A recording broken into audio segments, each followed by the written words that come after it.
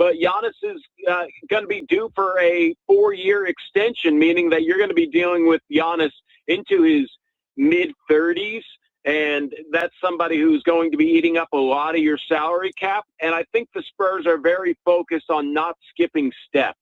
Of course, the Spurs keep everything so close to their vest that if they traded for Giannis tomorrow after all indications of the media report saying they're not interested, that's just typical Spurs being one of the best-run organizations in the league, if not all of sports. But, really, I would say that to get Giannis, the Spurs would have to give up a Steph Castle or a Dylan Harper or Keldon Johnson. And I don't think the Spurs want to sacrifice their depth to get one more guy like that. And then in this world of aprons where you can get hard caps pretty easily and you have repeater taxes, it's a really big conversation to have with your governor group, your ownership group in the NBA of, hey, we're going to bring on a guy who's due to sign an extension that's $275 million on top of the roster that we have.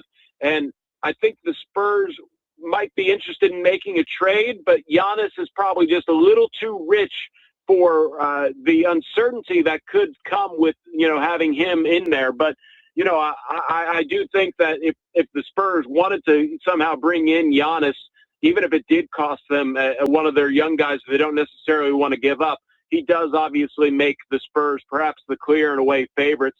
But, I guess you could probably make that discussion for other teams. Maybe not necessarily Minnesota to become a clear and away favorite, but if he goes to Minnesota, then that makes Minnesota better, obviously. No doubt about it.